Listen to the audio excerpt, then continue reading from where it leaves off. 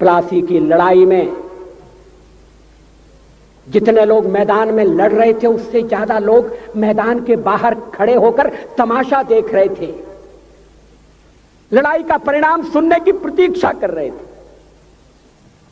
देश के भाग्य का निर्णय होने जा रहा था, मगर उस निर्णय में सारा देश शामिल नहीं था। विदेश मंत्री के नाते मैं अफगानिस्तान गया था। आपको सुनकर ताज्जुब होगा, अफगानिस्तान के अपने मेजबानों से मैंने कहा मैं गजनी जाना चाहता हूं, गजनी। पहले वो मेरी बात उनकी समझ में नहीं आई, कहने लगे गजनी तो कोई टूरिस्ट स्पॉट नहीं है, गजनी में कोई 5 स्टार होटल नहीं है, गजनी में आप जाकर क्या करेंगे, गजनी में आप जाकर क्या देखेंगे। मैं उन्हें पूरी बात नहीं बता सकता था। मेरे हृदय में कहीं गजनी कांटे की तरह से चुभ रहा है। जब से मैंने गजनी से आए एक लुटेरे की कथा पढ़ी है और किशोरावस्था में पढ़ी है, मैं देखना चाहता था वो गजनी कैसा है।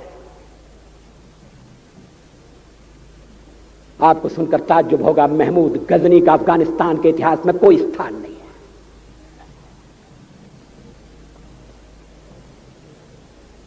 गजनी छोटी सी जगह है, छोटा सा गांव है। कल्पना करिए, सैकड़ों साल पहले वहां धूल उड़ती थी, झोपड़ियां थी, मगर एक लुटेरा लुटेरों को इकट्ठा करता हुआ सोने की चिड़िया को लूटने के लिए चला आया। आपस की फूट से जो राजा है वो लड़ेगा, जो क्षत्रिय है वो लड़ेगा। हमने समाज के बहुत बड़े वर्ग को लड़ने के अधिकार से वंचित कर दिया। हमने उन्हें हथियार नहीं उठाने दिए। मार्शल नॉन मार्शल के आधार पर हमने समाज को बांट दिया। वो लुटेरा सोमनाथ के मंदिर तक चला गया। पुजारी देखते रहे। मंदिर की पूजा भक्तों को करना पड़ती है। मंदिर तो एक प्रेरणा का केंद्र है। मैं देशपांडे जी की तरह से नास्तिक नहीं हूं, मगर उनकी नास्तिकता में भी जो आस्तिकता है मैं उसका आदर करता हूं, उसका सम्मान करता हूं। वो जिस आत्मविश्वास से नास्तिक होने की बात कहते हैं,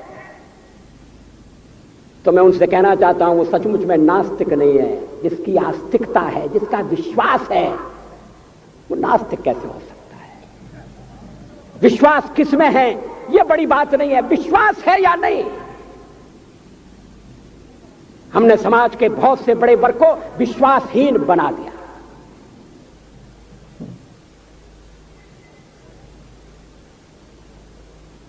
लोगों ने हथियार नहीं उठाए,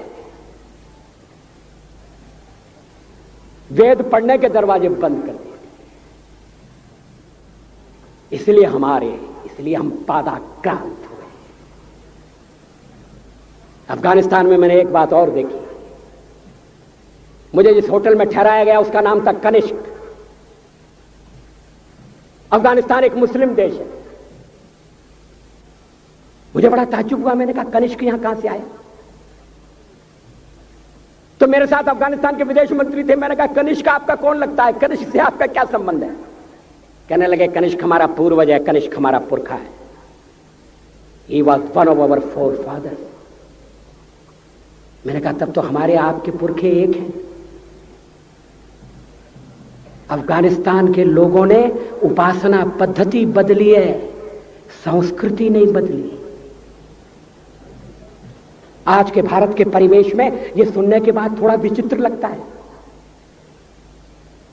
हमारे यहां तो धर्मांतरण के साथ राष्ट्रांतरण होता है, ऐसा दृश्य दिखाई देता है। पड़ोसी देशों में ऐसा नहीं हुआ। अभी राम जन्मभूमि का मामला चल रहा है। एक विदेशी आए, कहने लगे राम जन्मभूमि का क्या झगड़ा है? हमने कहा इस पर विवाद हो रहा है कि श्री राम कहां पैदा हुए थे, और जहां पैदा हुए थे वो स्थान उनके मंदिर के लिए प्रयुक्त किया जाए या न किया जाए। वो इंडोनेशिया से आई थी, वो मुसलमान है। कहने लगे हम तो समझते थे कि राम के लिए सारे भारत में आदर होगा, सम्मान होगा। हमने कहा ये आपने कैसे समझा? कहने लगे आप तो इंडोनेशिया आ चुके हैं, इंडोनेशिया में बहुत से लोगों ने इस्लाम स्वीकार कर लिया, मगर श्री राम को विस्मृत नहीं किया, श्री राम को भुलाया नहीं। इंडोनेशिया के बाली द्वीप में 1 महीने रामायण की लीला होती है। मैं उस समारोह में जा चुका हूं। उस समय भी विदेश मंत्री मेरे पास बैठे थे। मैंने कहा ये रामायण ये क्या हो रहा है? मैंने कहा एक्सीलेंसी ये मंच पर क्या हो रहा है?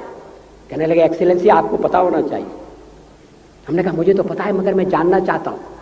कहने लगे ये रामायण है, ये राम है, ये लक्ष्मण है, ये सीता है। हमने कहा इनसे आपका क्या संबंध है? आप तो मुसलमान हैं।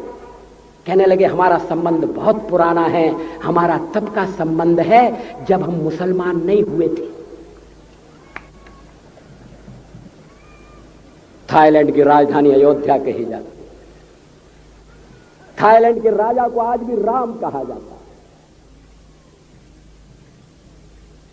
सावरकर जी ने हिंदू राष्ट्र की बात की,